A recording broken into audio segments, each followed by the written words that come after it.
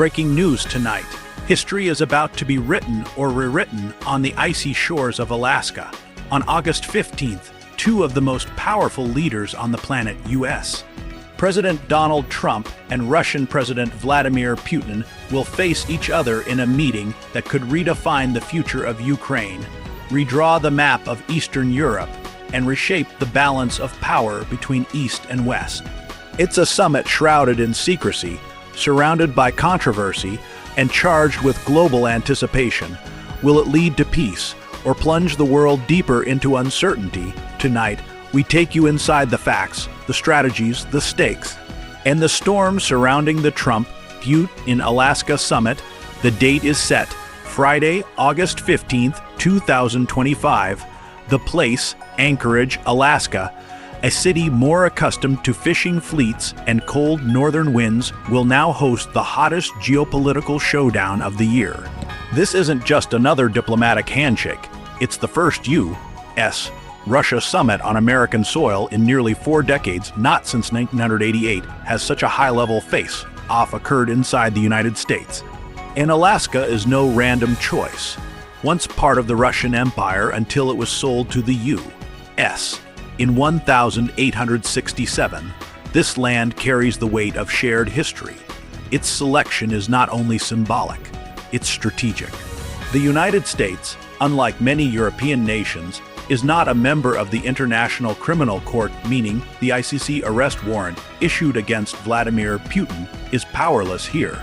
That one fact alone has sparked waves of reaction across capitals from Kiev to Brussels to New Delhi. Make no mistake, the beating heart of this meeting is Ukraine. For over 3 years, the war has raged with devastating cost. Thousands of lives lost, millions displaced, cities reduced to rubble. The United States under Trump has sought what he calls a realistic end to the conflict, a phrase that both supporters and critics interpret very differently. Trump has floated the idea of territorial swaps, a proposal in which certain contested regions might be ceded in exchange for a permanent ceasefire. While the details are deliberately vague, even the hint of redrawing Ukraine's borders has sent shockwaves through diplomatic circles. Ukrainian President Volodymyr Zelensky has already fired a warning shot not from the battlefield, but from the podium. Any decision made without Ukraine is a decision against peace. He declared, "We will not give an inch of our land to the occupier." His words, broadcast across global news networks, underline the enormous tension surrounding this meeting. Let's break down the mindset of each leader heading into Alaska. Donald Trump, emboldened by a second presidential term. He sees this as his moment to secure what could be billed as the biggest diplomatic breakthrough of the century. His supporters say he can leverage his unconventional approach to achieve what traditional diplomacy has failed to deliver. His critics warn that his style may favor quick deals over long-term stability, and that any concession to Moscow could undermine U.S. alliances in Europe.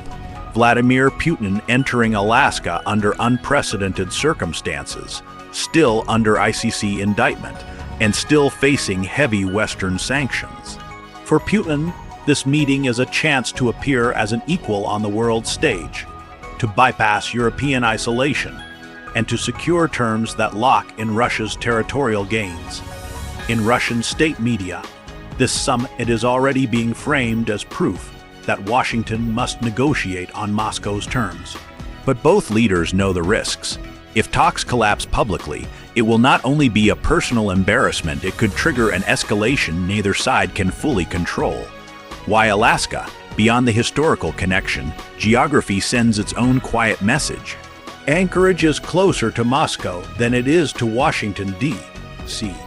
This neutral ground far from European capitals, but not inside Russia, offers a stage without NATO flags lining the backdrop. And then there's the shadow of history. During the Cold War, Alaska was a frontline state in the nuclear standoff. Its skies saw the constant patrol of bombers. Its radar stations scanned for Soviet aircraft.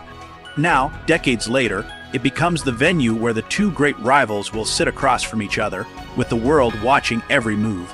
In Europe, leaders are split. Some, like Hungary's Viktor Orban, have welcomed Trump's willingness to talk directly with Moscow.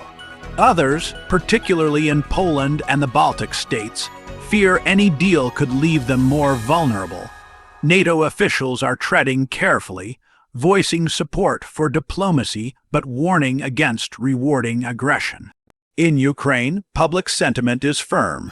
Polls show an overwhelming majority oppose any land for peace deal. The Ukrainian government has been actively lobbying U.S. lawmakers to hold Trump to Kyiv's red lines. In India, the reaction has been more optimistic. New Delhi called the meeting a step toward ending the conflict and emphasized that the world is not in an era of war, a statement reflecting India's careful balance between its ties with both Moscow and Washington. In China, official commentary has been minimal, but state media suggests Beijing is watching, closely aware that any softening of U.S. Russia tensions could shift the global balance in unpredictable ways. This summit is happening in the shadow of another major development: Russia's withdrawal from a nuclear missile moratorium. Former President Dmitry Medvedev has hinted at the redeployment of short and medium-range ballistic missiles weapons that could once again threaten European capitals within minutes. This move has reawakened Cold War fears, with experts warning that arms control agreements painstakingly built over decades are unraveling. The Alaska meeting is therefore not just about Ukraine. It's about whether the world slides back into an uncontrolled arms race. The stakes could not be higher. If Trump and Putin reach even a partial agreement, perhaps on prisoner exchanges, ceasefire monitoring, or humanitarian corridors, it could open the door to further negotiations. Financial markets might stabilize, energy prices could drop, and Europe could breathe a cautious sigh of relief. But if talks collapse, or if either side emerges claiming victory at the expense of the other's credibility, tensions could spike overnight. New sanctions could follow, military aid could surge, and the war in Ukraine could intensify. Diplomats describe it as a narrow window of opportunity, one that may not open again soon. What exactly will be discussed? Who will be in the room? How much of the conversation will be public? And how much will remain behind closed doors? These questions are fueling speculation across media outlets and intelligence circles. Even the seating arrangements, the length of the handshake, and the body language will be dissected by experts for clues. As the clock ticks toward August 15th, security in Anchorage is tightening. Streets are being closed, airspace restrictions are in place, and local authorities are coordinating with federal agencies to prepare for the unprecedented event.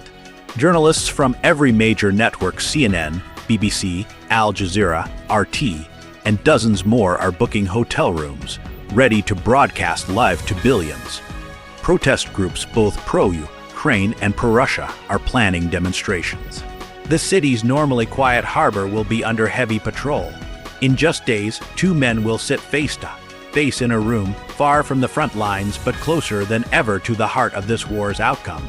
The Trump-Putin-Alaska summit could become a turning point for better or for worse.